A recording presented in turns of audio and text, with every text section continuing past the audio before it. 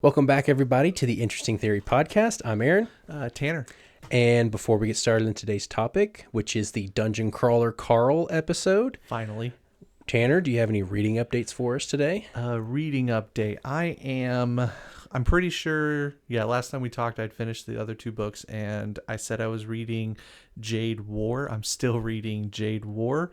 I am about 48% and hoping to finish sometime this week. Okay. Life's been a little bit crazy this week.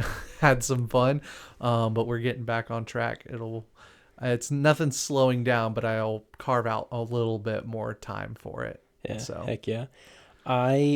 Since we last talked, I think we had just finished Parade of Horribles. yeah. Since then, I started the next Infernal Devices book, The Clockwork Prince, and I've continued reading Songs of the Dead by Brandon Sanderson and Peter O'Rulian. I'm about 55% of the way through that. Mm-hmm. It's really good. I just haven't had a lot of time for physical reading lately. I mean, I was just on vacation for a week, Yeah. but I was hardly able to get anything done. We had a lot of like nieces and nephews running around, making a bunch of noise. It was hard to focus, but I plan to finish both of those before the end of the month. You did finish one book. You started and finished a book, did you not? You told me you did. Did I? Songrise on the Reaping? Oh, yeah, I did read Sunrise on the Reaping. My wife... Sunrise, sorry. Yeah, you're good. The one before it is Ballads of Songbirds and Snakes. Yeah. So, yeah. No, my wife and I listened to the audiobook while we were driving to and from vacation. Yeah, so and make sure at 1.7 speed, it's pretty quick. Yeah. It's a short book. It's not It's long. it's pretty quick. It's less than 400 pages. I Yeah. think it's about 385-ish. Yeah. But it was actually really good. I'm surprised I forgot about that. But no, it was good. It's been so long since I've read The Hunger Games. Mm-hmm. But like I haven't really forgotten much about it. I never read Ballads of Songbirds and Snakes. But no, it was pretty good. I'd say currently probably my favorite of the Hunger Games books. That's high Just praise. because I like Haymitch. Yeah. And I like his character, and it was nice to see his origin. I mean, it wasn't nice, but it was cool to get to see like why he is the way he is. Yeah. So, but yeah. You understand once you get to the end of like Mockingjay of what happened to Katniss, you're like, oh, I get why Haymitch is like this too. But then you get to really see. It's on my list to read this year. Yeah. Before the movie comes out, maybe we can do a similar situation like we did with Project Hail Mary, and I'll go see it. Yeah, there you go. I think it's August, maybe. Yeah. Somewhere around there. I'd have to double check, but yeah, there's probably going to be a lot of interesting theory messages in the chat. I'll have to send some because my sister's read it, and I'll have to go back and forth. There is one thing I was going to bring it, and I might bring it next time to show off, or I'll send a picture and we can put it in the video here. My little sister for my birthday made me a knitted Rocky from Project Hail Mary, and it is the cutest thing on the face of the planet. It was pretty cool. Yeah, and so I might bring it to show off on camera of the cool things that my sister can do. Is this the same sister that knitted you the Cyndaquil? Yeah, the Cyndaquil. Yeah, a little knitted Cyndaquil plushie. It's so cool. Yeah, it's like this big, and then like there's like two little Pokeballs as well that she knitted me, and she did that, and then also a lightsaber scarf. She's quite handy in that, and she's also made like these really cool like sandwiches like that have, and there's like bread and lettuce and cheese. That's funny. And like lunch meat, and so it's really cool. But either we'll put a picture overlay in this, put some overlays or I'll bring it next time for show and tell. But that is the reading update. Okay, well, on to our main topic of the day. Before we do a review for A Parade of Horribles, we're going to do a ranking of all 8 books. That way you can kind of see what our favorites are, where our tastes align and where they don't.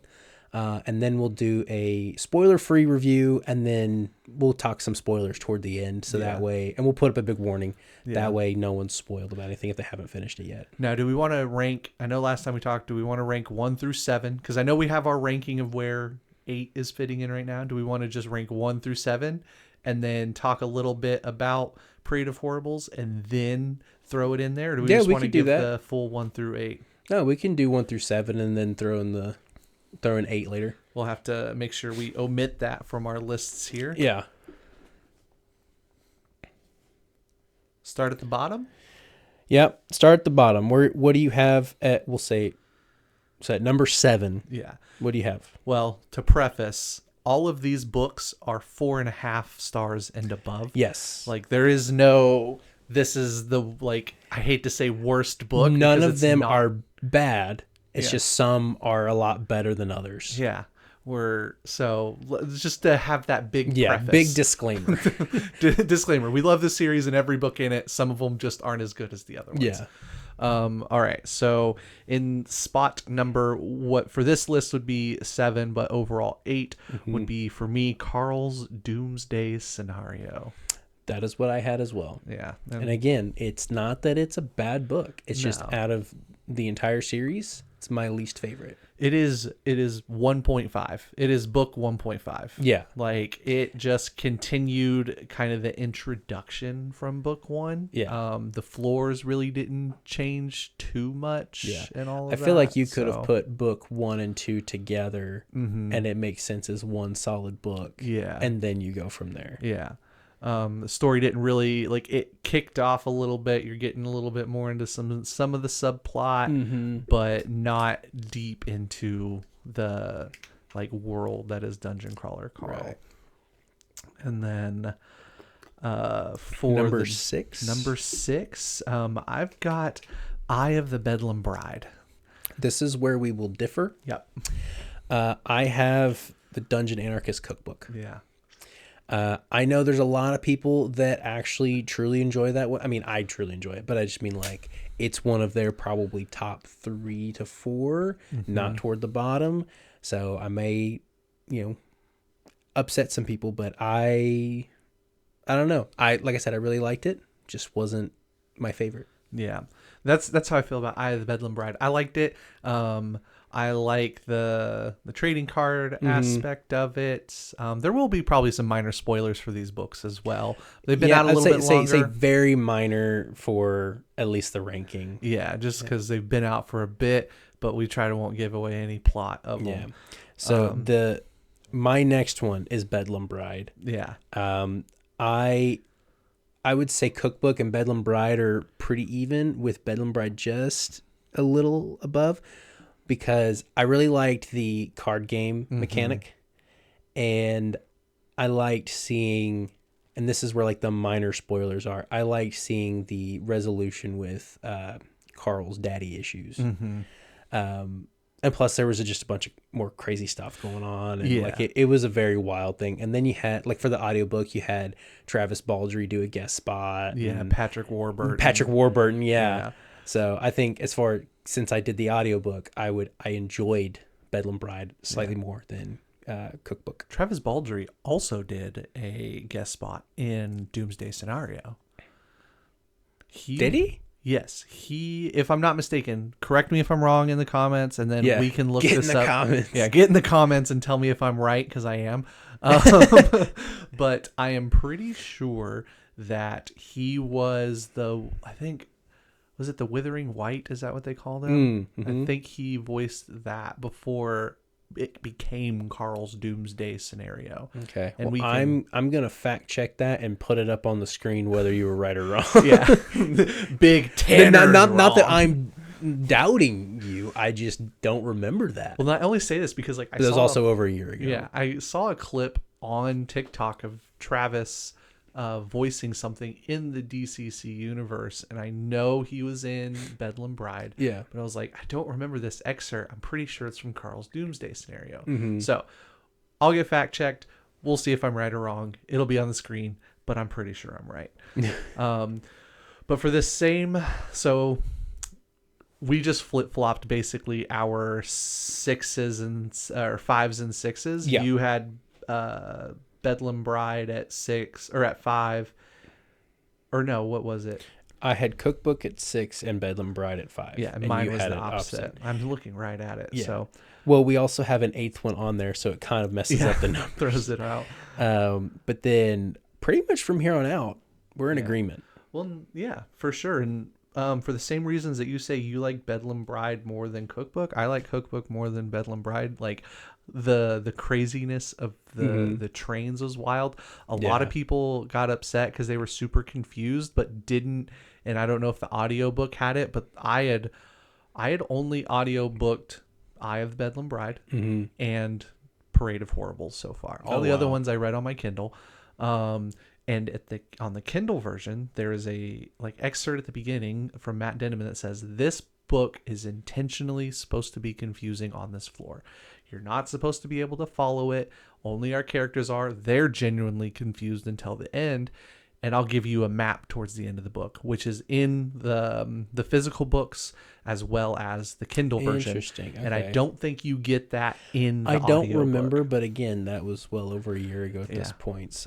And so that helped me kind of just breeze past. I'm not supposed to worry about the trains. They are. Yeah. That's Carl's and Donuts' problem, not mine. I'm here for a fun time. Yeah. And I think that's where the books picked up the plot heavy, and it took off and got crazy. Yeah, so that's fair. So up next we have Gate of the Feral Gods. Gate of the Feral Gods. Yep. I really like this one. We get further into the story. We get the introduction of Samantha, and her sand child situation. We get Carl gets himself in quite the pickle at the end, much to Mordecai's chagrin. And it was fun. We get the introduction of a lot more characters. We get Louis. We get Louis's friend. I can't remember his name. And then I can't remember either. Yeah, we get Juicebox, and all those characters are coming in, and just the world has now expanded. It's gotten bigger. And a lot of the other crawlers are now a part of what's happening. And so it's fun. Yeah, that one, I really enjoyed that one. This is one that I was really struggling to rank it against the next one we have on our list. Yeah. Because if it's for the same thing of Bedlam Bride and Cookbook, they're both pretty equal, but it's kind of dependent on the day, or I really had to think about it for a while. The others were very easy. Yeah. But yeah, no. Feral Gods was really good. And I think that was I mean, Cookbook was crazy, but I think that one I was like, okay, so he's just going to get more and more ridiculous with every book. Well, that was kind of when the ridiculous kind of settled in, and I'm even into This Inevitable Ruin and Parade of Horribles, when the ridiculous happened, you're like, oh shit. But it's not as shocking. Yeah. That was kind of the book that settled me into what this world really was. Yeah. Well, and back to Anarchist Cookbook, you get Katya and her story with her crew, with Hecla and all of them and what's happening, and just the end of that book is wild and good. So that's where I put it. But yeah, that's fair too. Yeah. But so we had Gate of the Feral Gods at 4. Yes, and then for number 3 we have The Butcher's Masquerade, which fantastic book. Yeah, it's crazy. You get some weird Mongo story going on. I love that they gave Mongo more to do. Yeah, and this one is kind of I would say, at least from what I've seen online, the consensus that this is kind of most people's favorite. Yeah. It's very wild, but it does have a really good storyline. I would say the top 3. Wait, this is at number 3, right? Yeah, for this list. For this list, yeah, okay. Out of the top 3, before we add in Parade of Horribles, it is very hard to pick which is the best. Yeah, and Butcher's Masquerade was definitely top 3 for a while. Absolutely. Butcher's Masquerade is fantastic. I love the like just the whole thing. You get a lot of the backstory from more of like Carl and Donut with like Ferdinand and all of that. Oh yeah. Then the actual masquerade is crazy. Right. You get what's her face comes back from Doomsday Scenario, that side quest story, like because they have like the yeah. they have like the weird like daytime soap opera shows happening Yeah. within the crawl that are all like NPC Oh my related. God. Dude, honestly, And I I feel like I don't- need to reread the whole series now because there's some things that I'm kind of blanking on. But yeah, I forgot that happened. Because you had the side quest situation with like Grimaldi's like circus Yep. and like the husband and wife and all that, and like Carl made the deal to continue and all, and it kind of comes to a little bit of a head in Butcher's Masquerade. Yeah. But And then is it 4 going into 5 or 5 going into 6 where we get his ex?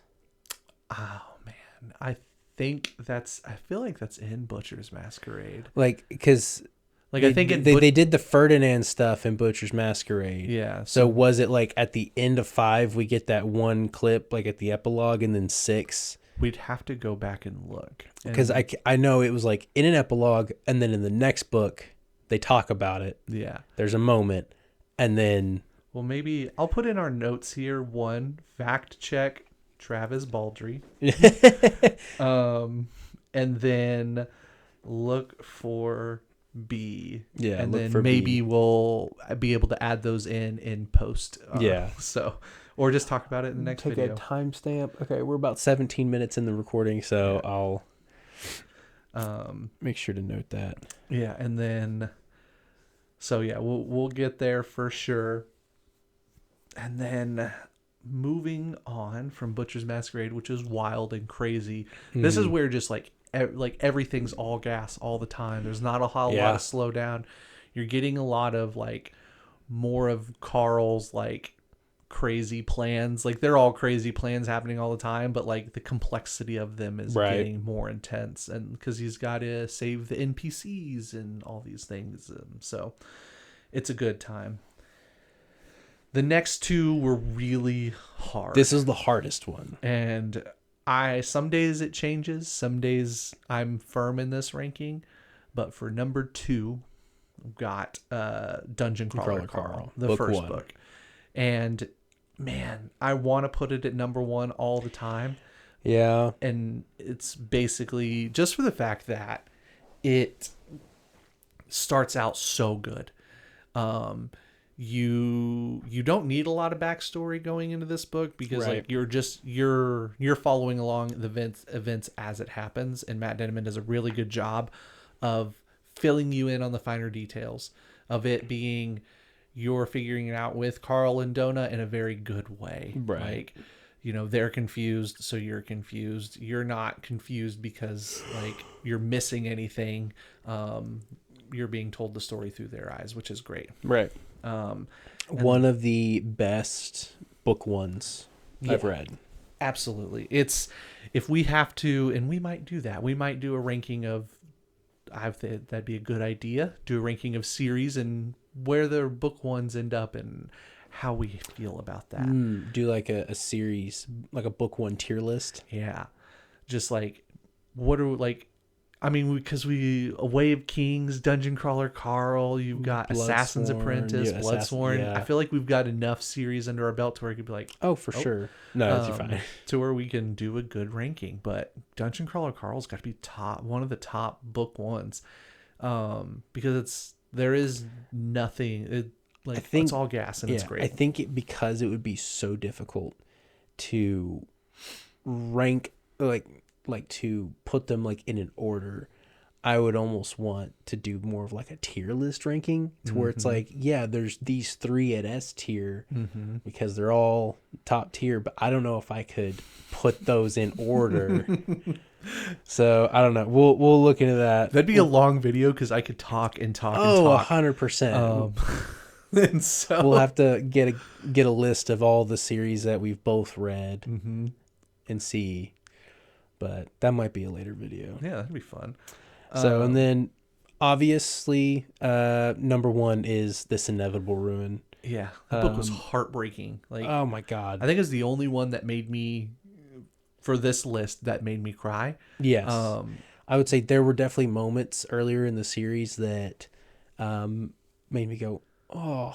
Yeah. Like, I was very, like you know, not heartbreaking, but just kind of sad. Yeah. But this one, With, I like- did shed a tear or two. Yeah. With Carl's dad and Bedlam Bride, I was on a like treadmill running and listening to it, and I was just like, it was that part was happening, and I got like, you know, just like, oh crap, there's a lot happening. But that book actually, I was like, oh man, it got me good. The ending was wild with Donut, and man, this one's, it's not the newest, but it is the most recent before that, and it didn't come out that long ago, so I don't want to give away too much, but you had a lot happening. It was, I think it's the biggest book in the series. Yep. Parade of Horribles is shorter than Ruin. But we hit the, you know, the 9th floor where, you know, he had been teasing the chaos of the 9th floor for a long time, and then Faction we finally wars. faction wars, and so it lived up. Like, it Yeah. was wild. yeah. Everything happens, everything's exploding, bad things are happening, good things are happening. I imagine the next two, because he says it's only going to be 10 books. I imagine the next 2 books are going to be about the same size, because I sent you the video, I don't know if you saw it, where he's like, so it's only going to be 9 books, which he's been saying 10 books forever. He goes, but book 9 is so big, we're going to split up into 2 parts. Yeah. And so I imagine that if book 9 is a little smaller, book 10 is going to be massive. Yeah. He's got so much to wrap up. He said he's going to do it almost in half, basically, on that Yeah. video. But, like, I'm hoping we get a couple 900-page books here. I'm hoping we get some, you know, maybe some nearest Way of Kings books. Yeah. You know, we don't need Wind and Truth. Yeah, he finally hits I would- 1,000 pages. Yeah, I would love a Wind and Truth size book for some Dungeon Crawler Carl. Yeah. But I don't think the books read pretty quickly, and like the longer they get, the crazier stuff happens, and so sometimes you just need them to be a little bit shorter, and it's fine. But those ones are really hard to rank, just because they're so good. They do switch back and forth, but I don't think I've heard anybody say that book 1 is not near the top of their list. Yeah. I think the only people that don't like book 1 are the people that didn't finish the series after it. Yeah. Like, and there are people that don't like it, and that's Yeah. fine, and they're wrong. there, But there is one guy that I used to see a lot on TikTok, and our opinions on books were pretty much the same for the most part. I think I know what you're talking about. But I don't know if we've talked about him before, but he did not like the first book. Yeah. It was not his cup of tea with that sense of humor. Yeah. And that's totally fine. But I think that book, and I can get where that kind of sense of humor would throw you off, but that series, the story is just so good that even if I didn't like those jokes, I would kind of move past it Yeah. because of what he has built and you know, It's I don't know, much just the more story. than the ridiculous, yes. like meth selling Llamas. acid spitting llamas. Like that, like that's funny and all. And like I feel like people do enjoy that, but like the actual story is really good. It was confusing jumping back in after a year of not reading it, but it's so good and everything that's happening. But so there's our current ranking of books 1 through 7. So let's go into book 8, A Parade of Horribles. book 8, A Parade of Horribles. Initial thoughts. Like what popped in your brain the moment you finished that last page? I wanted it to be my favorite book. Like, Yeah. I really did. And we finished it about half a day apart. I finished it about like midday that Thursday, and you And then I finished it like Friday morning. Yeah. And so I had to hold my thoughts, and I think that's what helped save it from me just being like #1 best book ever. Well, it's always like you read the new thing, the hype is there, and Yeah. you're like, oh, that was amazing. That was the best one. Yeah. Once things settle and you kind of really think about it, it shifts. Yeah. It was, and I say this lightly, it felt slower. Like overall, Which is crazy because the premise is a death race. Yeah.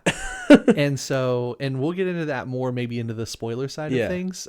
Just because like there's some Yeah, I didn't want to things say wanna too much, talk but about like that is one thing that just based off like the covers and the Mm-hmm. description, like it's like the synopsis, it's a death race. Oh So no, it's, not it's that part. Yeah. More of like why I'm saying it's a little like it feels a Oh, little bit okay, slower. okay. Like I want to talk about that during the spoiler-ish section. But initial thoughts, it was really solid. I mean, I'm giving it that like 5 out of 5 stars all Yeah. day. And it's just for the fact it's like my ranking system is pretty just like Vibes. vibes, Yeah. but also this book is really good. I haven't seen anybody hating on it. I haven't seen anybody nitpicking it yet. I mean, it's only been out for less than 2 weeks at this Yeah, point. honestly, I haven't really had any. I had some reviews show up like within the first couple days, but I hadn't finished it, so I'd scroll past them. Yeah. Since I finished the book, I haven't seen any reviews. Yeah. Me neither. Like people I think are still reading it and going through it. I've seen a lot of content about it. There's already the memes. Oh yeah. Biscuits Mordecai. Yeah. But I want more splooge. yeah. Oh my gosh. No, but there's I haven't seen anybody, even the people that have finished it, and people are liking it a lot, and I really like it, and that's why I ranked it where I did. But initial thoughts, really good. Oh man, it serves its purpose for what it's about to set up. If I don't know where this story is going, but I know it's only going to get crazier, and it did set that up. So Yeah. It served its purpose. It was a good story, lots of action. God, I'm trying to think of things to talk about that aren't just spoilers. yeah. But yeah, I'd also give it a 5 out of 5.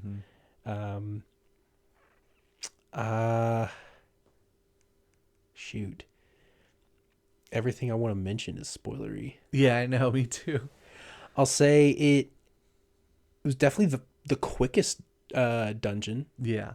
It definitely, Because other than the one that they technically were in and they broke, or Prepotente broke. Yes, But- yeah. So with that asterisk in mind, that they were, I mean, from race to race, they only had a few hours, and so they were kind of flying through it. Yeah.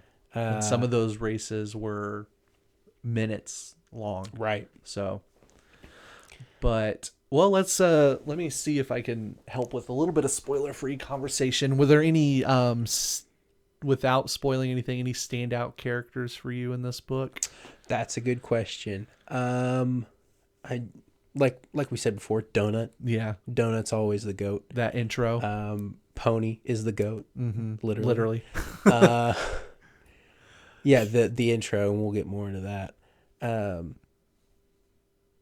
I mean, I wouldn't say there were too many standout characters other than what we have in every other book.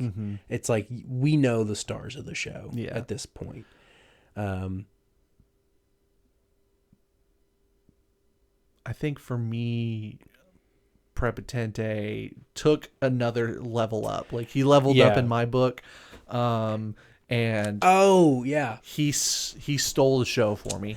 This whole yeah. I'd have to agree with you on that. yeah, like he definitely, man, I don't want to call him my favorite character, but I think he might Favorite be. side character. I don't know. I think like I'm unofficially calling him my favorite character.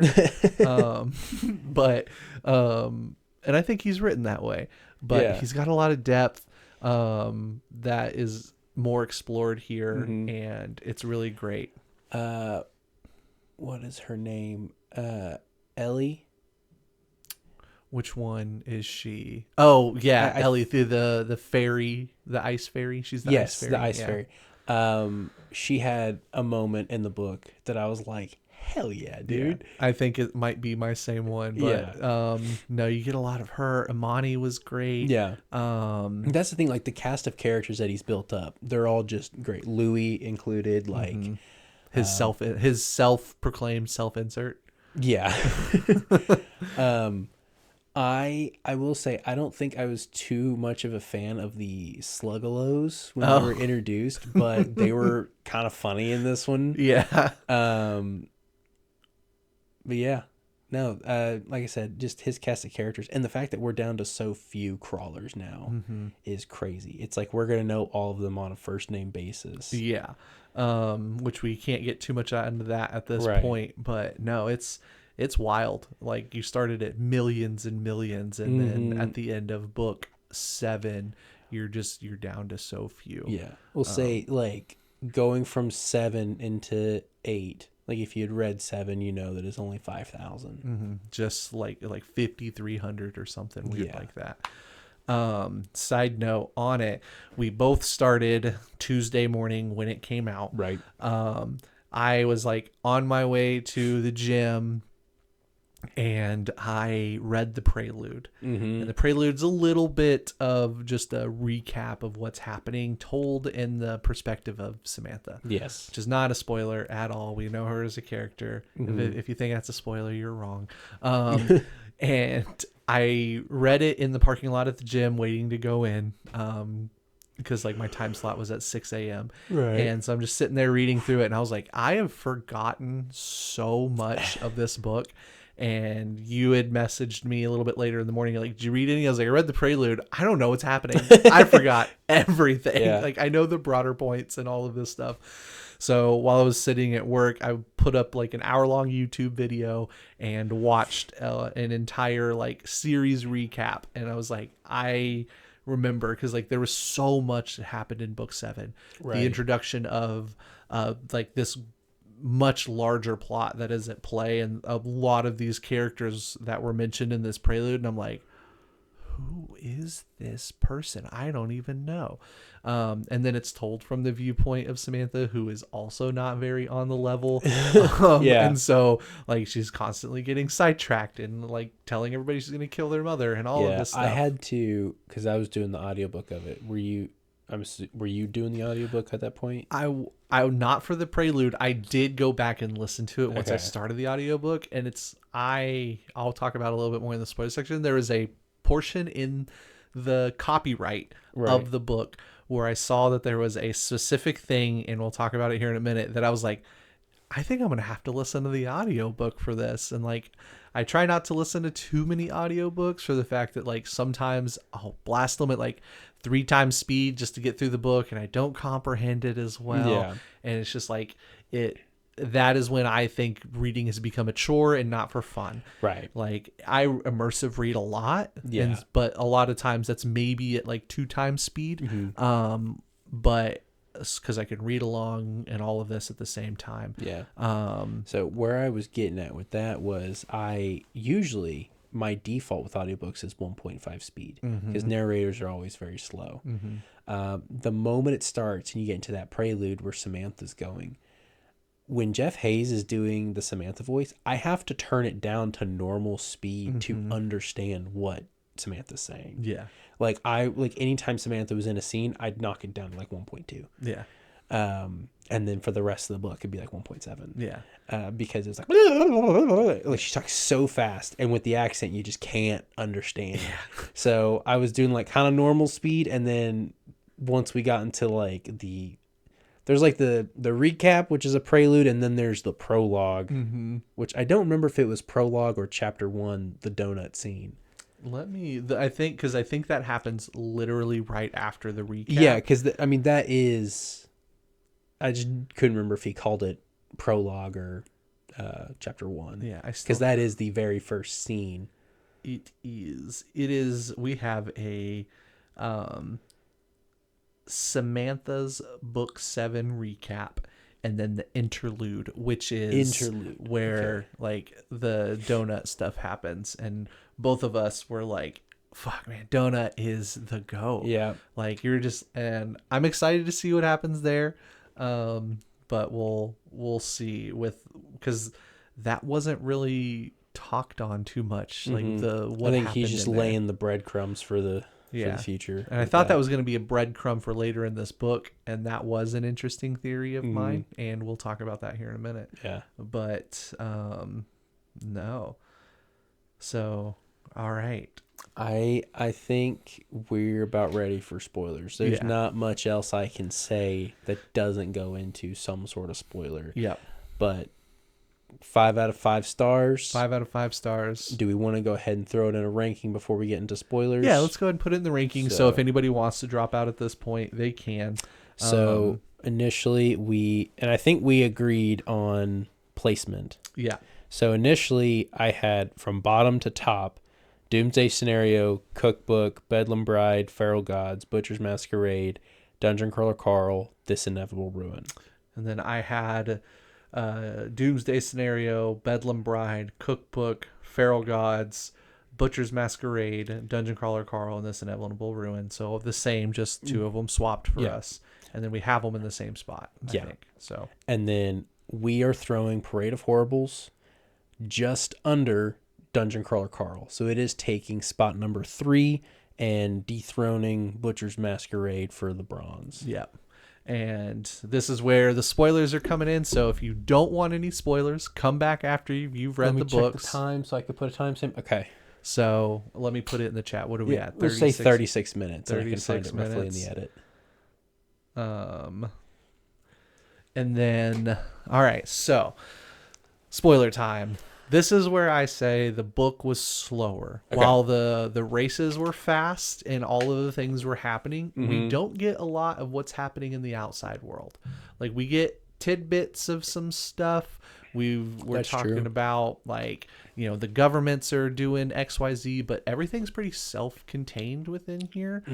For a reason, you know, the AI has gone primal essentially. It is going off the fucking rails. Yep. But that's why I think this book is like slower. You don't have that, like it's focused on what's happening within the level as opposed to what's happening all around it. And there is stuff happening all around it, don't get me wrong, but Right. I feel like it's more level focused than everything Agreed. else. Yeah. So that's kind of, I just needed to put that Yeah. part out there. The last couple books, we did get a lot more of what's going on outside the dungeon. This one, there were some interludes where we got to see some bits. Yeah. There are mentions of things Yeah. by the AI and other people. But it's, like you said, it's a lot more focused on this level of the dungeon. Yeah, we get that beginning interlude where it talks about, you know, Carl's wife and all of this stuff now, and that drops. And that was my interesting theory. There's a portion of the book where they're going to bring in some characters to the end, and some stuff happens. And I told Aaron, I was like, my interesting theory is that she will get brought in as a standee. Yeah. And spoiler alert, it didn't happen. Right. I thought it was. I thought we were going to get resolution on that plot quick, but it looks like it's going to be a long con, which is fine. Yeah, no, he's going to play that out a little longer. Yeah.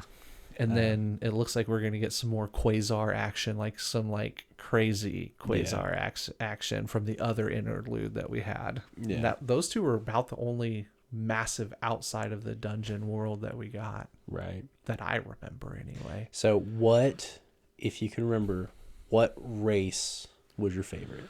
Man, Because there were 7 races. there was there 7 or was it 8? I thought it was 7. I could be. I thought it was 7 and then the parade. Let's see, because thankfully the chapter list is really great in this. Yeah, Heat 7 of 7. Yeah. I've got a couple. I really like the first one because it was like the introduction to it, and it was Yeah. the longest one. Right. Like you got the introduction to these NPCs, and then the other one that was my favorite was the one where they were going through the apartment. Yes. And you got, that's where you get Pony's backstory, and you're like, dang. And then like the part that got me was when he's like, Carl, you can call me Pony. And I was like, oh, yes. And it got me. And like you get this just like backstory, and it's like heartbreaking because like he wants to be everybody's friend. He doesn't know how. Right. And he finally breaks down and says, I just want to be friends with everybody. Like, I was supposed to sing at the thing, and then I didn't get to, and then we didn't do the thing. I just want people to hear. I'm like, dang, he just wants to be part of the group. Yeah. But he's like, he gets in his own way a little bit because he is so... They hint at it a little bit in this book. He's very intelligent, Yes. and he knows a lot of things. And people ask him, "How do you know that?" And he just kind of skips past it. So I think there's some like something happening with him of like he is very intelligent, but like maybe it's something different. I don't know. Like But- he's technically intelligent, but maybe not as emotionally intelligent. oh, he's definitely not Yeah. at all. But just like Did you listen to the audiobook past the epilogue? I listened to the audiobook the entire time. Okay. So- well, there's, they do the little skits at the end. Mm-hmm. Did you listen to that one? I thought I did. I guess I didn't. I might have to go back. Prepotente does karaoke. Oh, like it actually does his thing. He sings. Yes. Okay, so I'm gonna have to go back and listen to it because I know he sings in the book, but they don't like have him singing it. And like apparently he's really good. Like during the parade, he sings, and everyone's like, "Damn, Pony's actually a good singer." No, I think this is like a separate scene. It's not from that same scene, but he sings Phil Collins in the air tonight. Yeah. But with a few lyrical changes to fit the vibe of the. I still have the audiobook Yeah. because I get one for free every month, and so I'm gonna have to go in and listen to that because I totally forgot that was a thing. I'd finished it and put my book down, and I was like, dang, that was good. Yeah. And so because I finished it like right after work and had to go do some stuff, but no, that apartment race, they like shrink everyone down and put them in like this 7-story apartment building, and they start up at the top, and the race is you got to go all the way down through all these different floors, and then the race immediately after is going all the way back up. yeah. Was what the premise was. And there's each like room they have to go through, it's like showing what the AI predicted of like how their family members and their loved ones' life would have been different in certain ways. Well, and like there was a pivotal moment in everybody's life, and if that pivotal moment went a different way, this would be the outcome. Right. And this is all like this would be the outcome based on what the AI predicted. Yeah. But there was another layer of like creepiness to it. Yeah. Because anyone that was in those scenes that wasn't alive in the real world had like these like X's through their eyes, and then some of them were like bursting open with these bugs, and it was kind of a nightmare. Yeah. Like everyone was worried that people were going to run into their rooms and find out something that was going to be shocking, or just like everyone made it through, but it was fine. And that's where you get Pony's story open up. What were your favorite races? I would say the apartment building one was probably my favorite. I for odd reasons, I liked the one where it was all the different slides going through the devil. Oh, like the devil being a giant hedgehog, right? Yeah, like a giant devil hedgehog. A perverted hedgehog. Yeah. I don't know. That one made me chuckle more than some of the others. And then what was it? The first one? What were the mobs on that one? Wasn't it like some sort of like killer? Why am I not? I can't remember what it was. What were the creatures that they had to like avoid? I don't remember at all. And I just read this I book. want to say like screeching manatee, or I can't remember what it was. I know there was something manatee related within the races. I just don't remember if it was the first one. I think it was the first one. Yeah, I thought that was funny, and I can't remember what they were. I got a bad memory. Yeah, me too. This book, though, it reminded me how funny these books are, and it was kind of a breath of fresh air after a lot of the serious books I've been reading. Yes, that was another note I wanted to make, is that like it kind of got me out of a slump. I had been reading a lot really fast, a lot of serious stuff, and then I got done with a certain book, and I was, not that it was bad, it was just kind of like where my head was at the end. And it was really hard for me to like keep reading. Yeah. And so it was great to finally get to this, and it kind of reset my brain. That's it was a good time. Like I immediately finished this book and then finished 2 others. Yeah.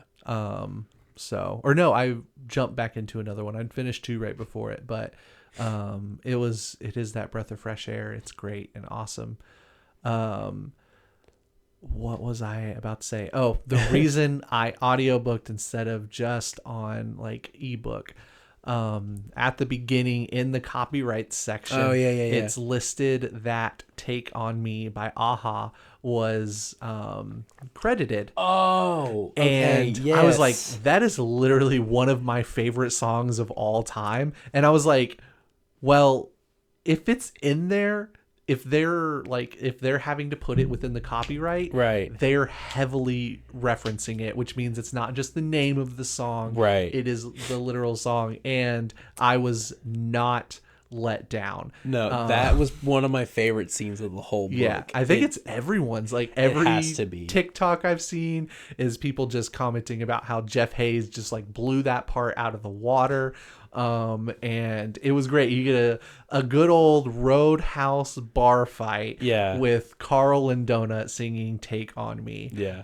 doing- Definitely had to slow that down to normal speed yeah. to listen to it. It About was that time is great. where I was like maybe just like 10 or so chapters ahead of you, and I was like, I'm at a point where I've actually had to slow down to 1x speed, and when you get there, you'll know. Yeah. And I don't 1x speed because I just can't do it. Yeah. Jeff narrates faster than some folks do, but Yeah. like I can't. Especially if I'm immersive reading, I read at like a 2 to 2.25 speed Yeah. in general.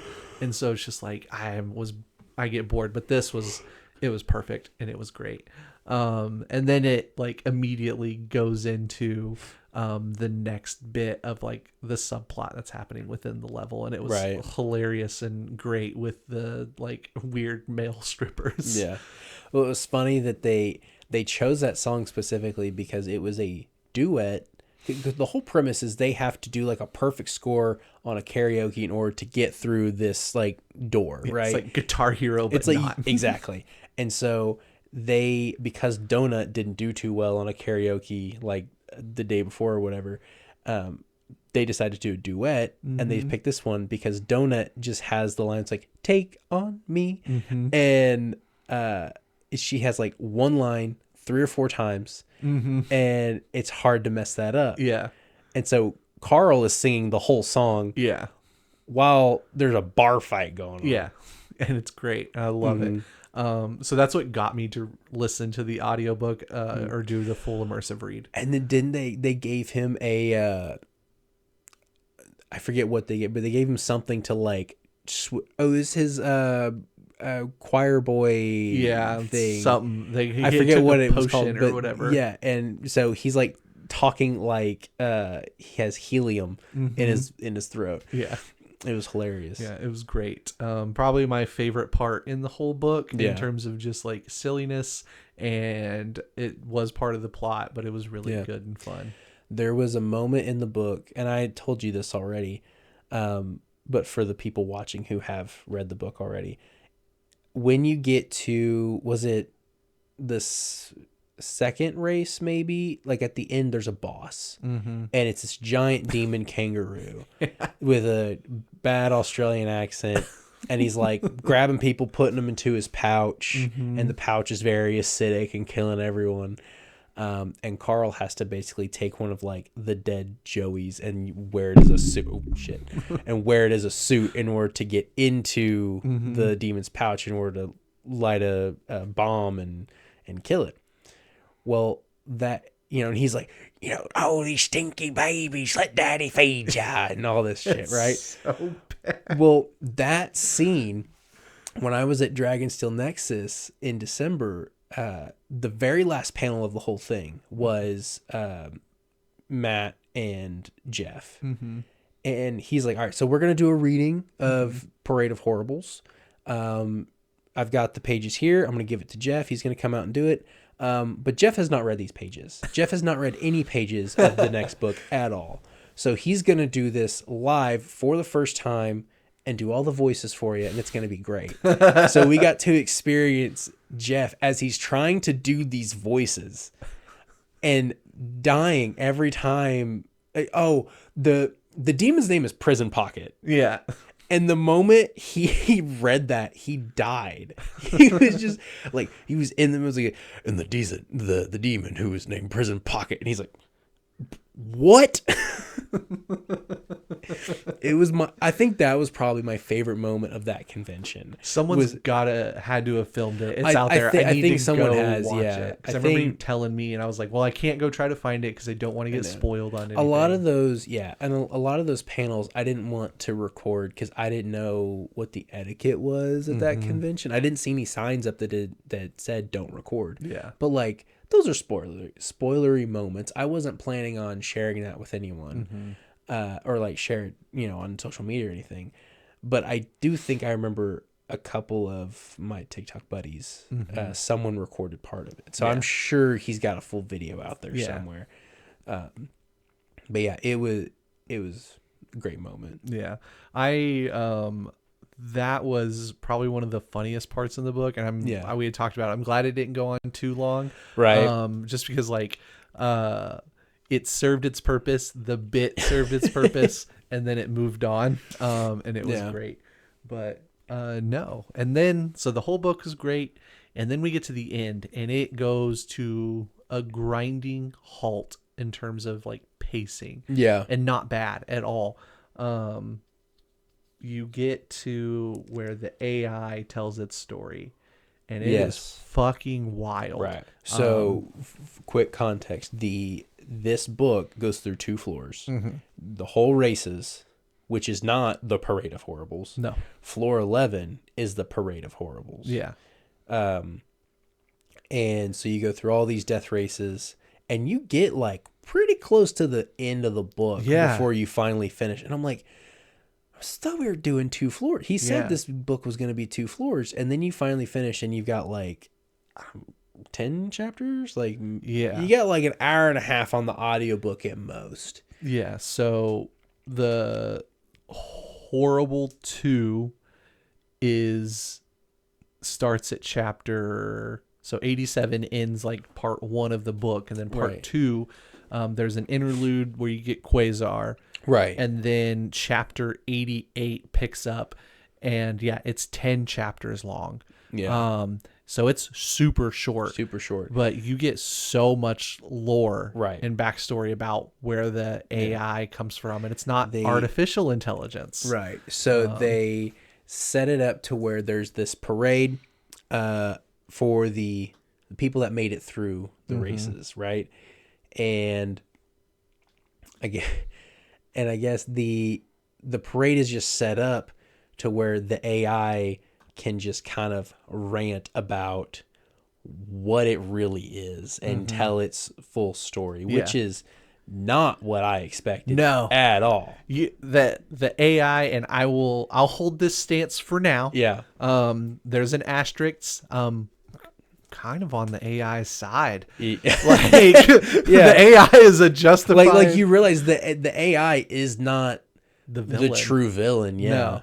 And like, I don't think like that's been like the consensus all along. Of course, like capitalism is the villain in Dungeon Crawler Carl. Right. Yeah. But like, it is not making life easier.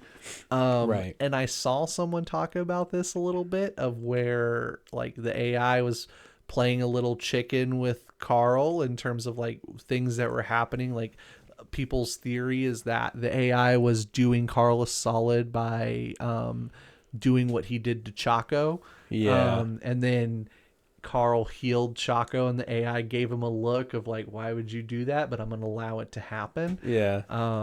And you realize just like how much control the AI actually has. Yeah. Well, and not to mention like it's like kind of broken out of the dungeon, and it's like fucking shit up on the outside too. Yeah. Like anything within a certain sphere of like influence, he could just bring people in, like teleport them off ships, bring them in, kill people. Like he has like, and then he's limited in other things. They are limited. It's portrayed as a he, but we don't know quite yet. But it's wild. Yeah, and we learned that it's not necessarily an artificial intelligence, but more of a aggregated collective. Yeah. Intelligence. It's everything that was before and everything that is to continue all in one, and it is wild. And other than like the you know, the NPCs that are like people brought, you know, previous crawlers or people brought in from the outside.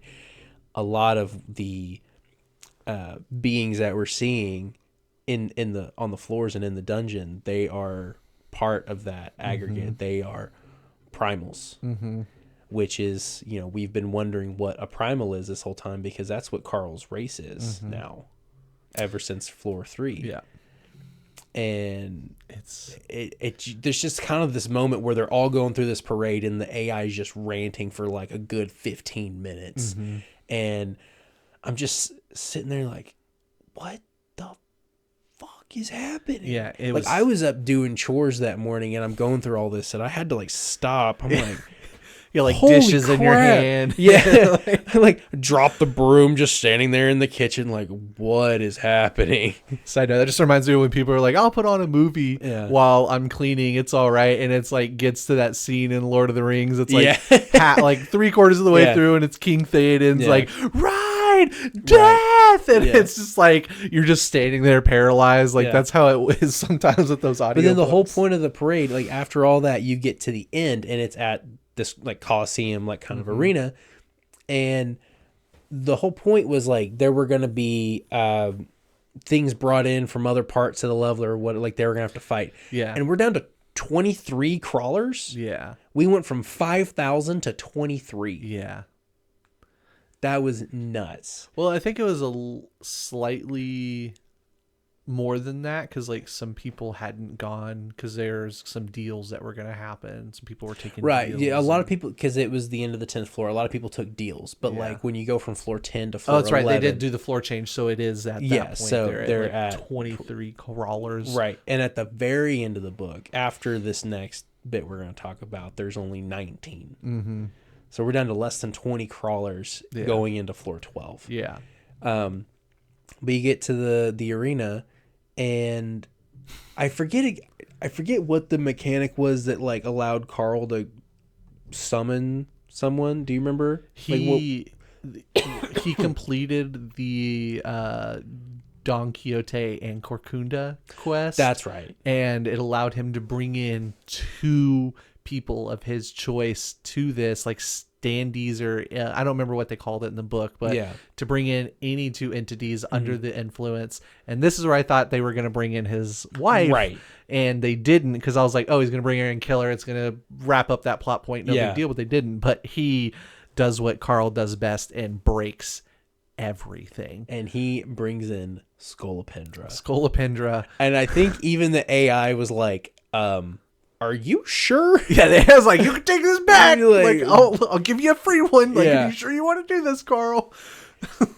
It was nuts. Breaks it, brings in Empress, wraps up some stuff here and there, and not to get too into it, but he broke the game. He broke the game. He I don't know. He tied up some loose ends, and then at the very end, earlier in the book, we learned that Prepotente had some of the pet biscuits that were similar to what Donut had, or what he had too. Yeah, him, Donut, and the other crazy goat. I don't remember its name, but the demon, basically. Yeah, but he had a few different ones, and he gave them to Carl. Some basically just like made the or one made them like super intelligent, one made them a level 1 crawler, you know, the different things. But the one that was like they're going to be brought in as a normal level 1 crawler,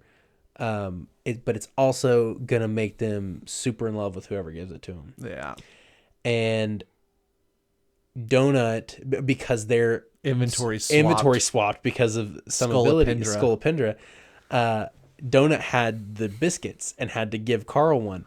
She gave him the wrong one. Yeah. And he gave Scolopendra the one that what he thought would make it just a level 1 crawler. A level 1 crawler. Well, I think it was he gave her a different one that was like it was going to make it like a normal, or there was a swap, because there was the one that was a level 1 crawler but made you fall in love.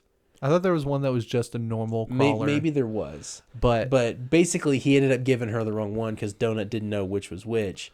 And Scolopendra shows up and is now no longer this massive centipede looking thing, and is like a centipede looking female humanoid-ish. Kind of reminds me of, like, I don't think you've seen My Hero, but there's a hero. I'll put an image up online or on the screen. There's a hero that's like basically a man, and then his head is a centipede with the rest of the centipede body wrapped around his neck.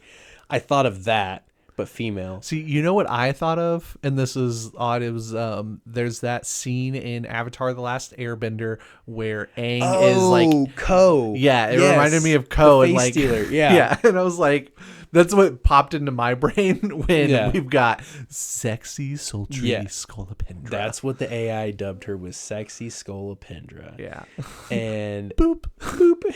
Oh, God, to end the book with that, boop. And she insane. boops him on the nose. She's like, "Hi, Carl," and we're like, "Oh shit." Yeah, just like, it sets up some crazy stuff because Scolopendra can't die, or Scolopendra, like, if she dies, it breaks a bunch of stuff and you can still win, but all hell breaks loose. And if she lives, you still have to go through all the floors, all this stuff. But now she's level 1. Level 1. So going into the 12th floor. Yeah, which nobody's made it past the 12th floor. The 12th floor is the farthest anybody has made it. Yeah. So Denneman says we're getting all 18 floors in 2 books. So there's definitely going to be some level breaking. Yeah. There's got to be some short ones. I know there's like some ones that maybe aren't that long, but so another thing that's like a part of the epilogue is a part of the group, they didn't take a deal, but there was the backdoor kind of situation where they could get them out of the view of everyone, like the Bourne Corporation, and have them go into this like other pocket dimension or whatever. Keep them safe, right? Well, Louis wakes up after doing that, and he's being, I forget who it was, but he's being called upon by someone. So they're going to the 15th floor. Brittany, Brittany, right? Because she has God, who does she have in her? The god or whatever, the goddess or whatever her name is. Yeah. But yeah, Brittany's there, and it's wild, and they're on Sheol, which is floor 15. Yeah. That was crazy. So I feel like part of it is going to be, he says we'll see all 18 floors. I think what he meant is we'll probably get to floor 18. There's probably going to be some level skips. Yeah. We're going to have to skip.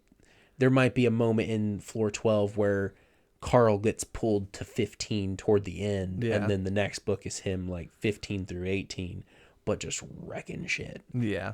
It's kind of my thought, but he has a very, very rough outline. Like, he knows he wants to get to certain floors and where it kind of ends, but he just like flies by the seat of his pants when he writes everything. I think in my prediction, if we want to talk about it, is I think there will be a lot of time spent in floor 12 just because the amount of emphasis that's been put on it throughout the books. Right.